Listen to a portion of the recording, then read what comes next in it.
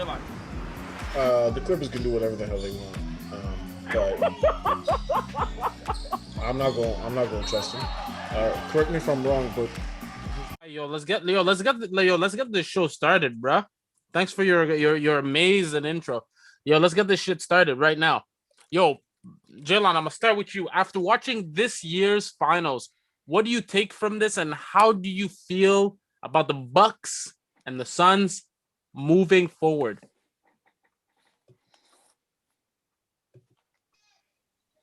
I am very happy the Milwaukee Bucks won. I thought it was very deserved. They deserved to win. They were the better team. They were the more consistent team. I thought that Mike Budenholzer figured it out with going small and sort of staggering the lineups with Brook Lopez and Giannis, giving more minutes to Bobby Portis. At the end of the day, I think the most important thing was that the Suns' youth finally showed for the first time all playoffs. Sorry, which they had a great run and it was a fantastic run. They were playing extremely good basketball, but even when their youth showed, they still played a mature brand of basketball, which is crazy. So for the next couple of years to come, Phoenix is going to be there. If they're healthy, obviously, and they still got the pieces that they do now. Phoenix is going to be there. They really played a mature brand of basketball, even through their youth. Now, one of my biggest takeaways was I told y'all who Chris Paul was. You guys told me, nah, it's not CP no more. He made it to the finals. He's going to carry. If they win, he's going to be finals MVP. I'd just like to say, I told you so. Chris Paul was abysmal. He had 2 good games, which is game 1 and game 2, and played dreadful in game 3, dreadful in game 4. He was dreadful in game 5. Game 6, I think he was the best player on the floor for the Phoenix Suns, outside of Cameron Johnson, who, by the way, needed to get way more minutes than he did. But we talk about Chris Paul's leadership and how he's such a good leader. And we saw on the biggest stage that he failed to do so. We needed to see Chris Paul assert himself a little bit more. When Devin Booker's, being assaulted at the rim and, has 2-3 guys being run at him, Devin Booker's putting up 40 points. Chris Paul can't have 15. Chris Paul can't shoot below 15 shots. He needed to be more aggressive, and he just wasn't. Because that's what they needed. They were missing a secondary scorer. Also, DeAndre Ayton was completely negated by Giannis in this series. But I told you who Chris Paul was, and you guys owe me an apology. Thank you. Yo, Perry. Mm-hmm. The floor is yours now. True words. After watching this year's finals, what do you take from this? How do you feel about the teams who were in the finals? Obviously, that was the Bucks and the Suns. And moving forward, I understand what Jalen is saying. I'm not going to say I wholeheartedly disagree, but I wholeheartedly disagree. Because off the sole premise that the criticism of Chris Paul was that he didn't make it to a Western Conference Finals or a conference finals and win. He's never made it out of his division. Conference. He's never won his conference, and he's never made it as far as to make it to a Western Conference Finals, if I'm not mistaken. Except with Houston. With Houston, correct. Okay. So now that was the narrative for Chris Paul. I think if that was the narrative, I think he surpassed that. In the sense that he brought his team to the finals. Obviously, they were a great team. I think they had a lot of pieces that were discounted before he came, and I think he maximized a lot of those pieces. I think he did a great job, but I do think that he struggled in the finals. But when you say that someone chokes, I feel that it discounts the other team's efforts in terms of defensive game plans and adjustments. I think it was a game of adjustments. I think Monty Williams, as a coach, he was never in the finals before. I think he had to adjust. I think the toughest part about being in the finals and trying to win in the finals is knowing that adjustments need to be made on a consistent basis within the span of minutes, seconds, and possessions. So you can't just chalk it up to Chris Paul. I think there was poor game planning for containing Giannis. I think there was poor game planning in terms of stopping a lot of the Bucks players. Playing them one on one is not always the best way, considering Giannis was physically the most talented player on the floor. Now, in terms of how I view Chris Paul, I think my issue with actually not I think my issue with Chris Paul in this one is that I did feel that irregardless of how the defense is being played on him, there needs to be a level of leadership where shots are not being chucked up prematurely. And I think that's where I had my criticism for Chris Paul. I think Drew Holiday is a magnificent defender. I've seen him do the same thing to Steph. I've seen him do the same thing to Damian Lillard. Dame. So to say that Chris Paul choked, I think it's unfair because he was guarding Chris Paul and Chris Paul had a bad game, a bad couple of games, but he was playing against the best perimeter defender for point guards, and it's especially like a Chris Paul kryptonite. He's strong, he's athletic, and he's extremely intelligent. So I think honestly, the I wouldn't say the better team, but I would say the better adjustment won. I think Phoenix could have competed a little differently and made it a 7-game series. I did wish it went to 7. I love my basketball, but I do think it was a well-fought series and it was well-deserved by Milwaukee. Milwaukee had the toughest way to go. They had a lot of drama in terms of like the playoff stuff, in terms of the media portrayals. I think they did a great job. What I'm taking from it is that Phoenix needs one more player to just auto get buckets. I wish they tried. They gave Kuzma a chance. I think Kawhi Leonard is someone I'd be looking at. Players that I could, yeah.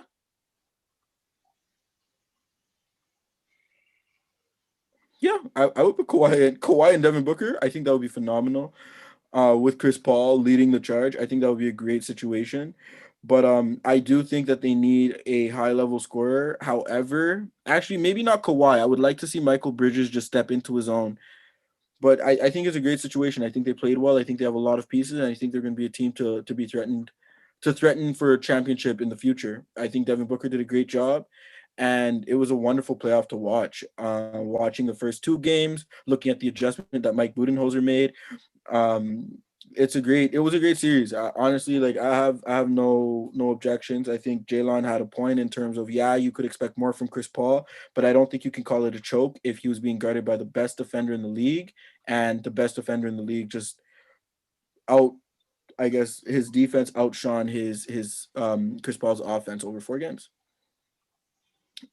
It happens. Can I rebut that? Yeah, go ahead, man. So here's my issue. I didn't say Chris Paul choked. I said this is who Chris Paul is.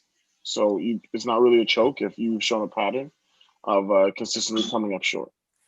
So that's my first point. My second point is that we've given Chris Paul a lot of passes throughout his career. In New Orleans, he didn't have a good enough team. Okay. In Houston, he was injured. Okay.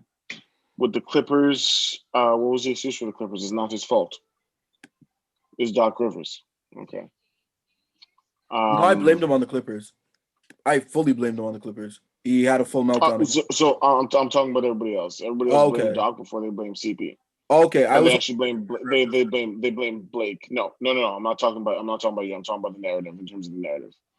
Now, when we look at other point guards, so we look at the Kyrie Irvings, we look at the Russell Westbrooks, we look at the really elite point guards. Those guys are always said to be bad leaders. Those guys are always said to be guys who can't get their teams past certain points. So if Russell Westbrook is the first round, Kyrie's never led his team to the playoffs outside of the 1 year with Boston. Those guys don't get passes, even though they've been in the same situations that Chris Paul has. And what I mean by that is Kyrie Irving has been injured on multiple occasions. Kyrie Irving has had horrible teammates on multiple occasions. Russell Westbrook has played with Andre Roberson for 4 straight years. Russell Westbrook has also had injury problems come postseason time. So why is it that those guys never get the passes that Chris Paul does? I'm honestly tired of it. For me, my issue with Chris Paul in this finals was that we had this conversation before, Perry. He wasn't aggressive enough. When Phoenix needed somebody to step up, when Devin Booker went to the bench, when Devin Booker went for his rest, the Phoenix needed somebody to step up and hit big shots, hit tough shots. I've heard throughout Chris Paul's entire career that's who Chris Paul is. And he failed every single game outside of the first two. He did not hit big shots when Devin Booker went to the bench. It was very uncharacteristic. He was uncharacteristically careless with the basketball. He showed a lack of leadership. And he showed a lack of maturity for a young team. Now, I'm not saying that Chris Paul choked, because I truly believe that Chris Paul is a very good Robin. He's a very good second option. But I want Chris Paul to be held to the same standard that we hold the Kyries, the Russell Westbrooks, even the Steph Currys too. Because I'm tired of him getting these passes. Enough's enough. Booker had back-to-back 40-point games and lost. I'd be sick. I'm tired of Chris Paul getting these passes. That was my point. I wasn't saying he choked, because I believe it's who he is, but I'm tired of him getting these passes. We need to hold him to the same standard that we do the other guys. I just have one thing to say to that. I understand where you're coming from, but what I'm saying is, apart from the lack of leadership, which is where I think he came up extremely short in the 4 games, I agreed with that. I even stated it. Can we agree, disagree? You did. Correct. Okay. I stated it today. So I'm saying, if you're going to have an issue with him not making certain shots at specific times in the game in a timely manner, I understand that. But I can't call it a choke because it was the best defender guarding him. You know what I'm saying? Like, it was Drew Holiday. It's not like Matthew Dellavedova was guarding him. No offense to Matthew Dellavedova. It's not like Isaiah Thomas was guarding him. So I understand where you're coming from. I don't think it was a choke. I just think Drew Holiday won that matchup. That's personally what I thought it was. I didn't think it was like this is a choke of epic proportions. Like, yeah, I did think he would get the better of Drew Holiday. I think he came up short against Drew Holiday, but I think Drew got the better matchup. So to say a choke, I think is disrespectful to Drew. And one more thing I wanted to add, sorry, Beans. No worries, man. Is that when we say that someone choked, I do feel oftentimes when Drew Holiday is in the mix, he doesn't get his due diligence and respect as a defender. Now, in these situations, when Damian Lillard struggled, he even said in interviews, hey, it's not like I choked against a team of terrible defenders. It's not like I choked in a situation where I was supposed to thrive. I was being guarded by Drew Holiday, and if ever I beat him, there was a double team. These schemes were made for me to not operate. And I had to kind of learn from that and develop from that. Steph Curry, when Drew Holiday guards him, it's a tougher time. Drew Holiday was guarding Kevin Durant on that Warriors team when they were playing against them after beating the Trailblazers that one year. You know what I'm saying? So, like, I think we need to start giving Drew Holiday a little more credit. I think he did a phenomenal job on Booker and on Chris Paul. Booker was shooting less than 30% on the field. Chris Paul, he struggled for 4 games back to back. He did a great job. I think that's what we have to chalk it up to. You have to chalk it up to the game. You got Drew Holiday, and he did his thing. Like, it was a great finals. I think Chris Paul could have been a better leader. I think he could have been a little more patient on certain offensive possessions, but that's just a spectator speaking. What I think we need to start highlighting is the fact that Drew Holiday, everything he touches turns to gold, and he did a great job here. Can I just say one final thing, Bino, before we move on? I was just about to move on, but yeah, say your piece. I'll make it nice and quick. I have no problem with that narrative if we keep the same energy for other players, because when we look at Russell Westbrook, when he lost to Utah, we say, oh, it's Russell Westbrook. However, we don't mention the fact that Donovan Mitchell was averaging 38 on Paul George's head. When we look at Russell Westbrook against the Trailblazers, we don't look at the fact that Damian Lillard suddenly turned into Larry Bird in his prime and was shooting out of this world. When Kyrie lost to the Milwaukee Bucks and got swept, I believe. We don't talk about the fact that Brad Define who we Stevens was is. we as the basketball world, as the basketball community. Okay, then I'm we on a don't different planet then. we don't talk about how Kyrie was let down by Brad Stevens. We don't talk about those things. So why is it with Chris Paul suddenly we're going to give Drew Holiday his flowars? I'm Why really is it happy with you Chris asked Paul that. suddenly great defensive scheme? When with these other players we don't say that. So all I'm saying is that we need to keep the same energy. That's it. Being, I'll throw it back to you. Bina, just 3 seconds. Sorry. I don't know who we is. I don't know who the we we're referring to is. I'm only responsible for what I say. So if you're saying the basketball world, I guess I'm on a different planet because I've defended Kyrie Irving for that playoff performance and you guys have flamed me for it. Mm-hmm. So therefore that we for the Kyrie doesn't apply. That Donovan Mitchell and the Utah Jazz series, if you're going to use that analogy, I understand that completely. Like, yeah, I think Paul George did come up short. I don't really talk about that because Paul George came up short. Do I usually mention that? Do I mention that at all? I don't even think I talk about that series to you guys. So Perry, you did on one episode very short, very quickly, but yeah. Okay, so in terms of that, like, I'm not talking about Drew Holiday outscoring him. I'm saying, like, hey, listen, he just got, like, Chris Paul just got strapped. But I don't think the same narrative he got in before his season with the Phoenix Suns should be the same narrative he walks out with. I do think you can question his ability to be a winner and win on a championship team. Yes, you can do that. But I don't think you can call him a choke artist because I think that Drew Holiday just had a phenomenal series defensively. Every time he stopped was either Drew Holiday or Chris Middleton. They played down the stretch, important possessions. They played a very great brand of basketball. Like, they did great things. Drew Holiday has some good defensive instincts. As for Chris Paul, like, yeah, I think you need to start second guessing him as a player that can lead me to a championship. But I also think you need to give him credit as a player who can win you a championship because he brought a team that was deficient to the finals.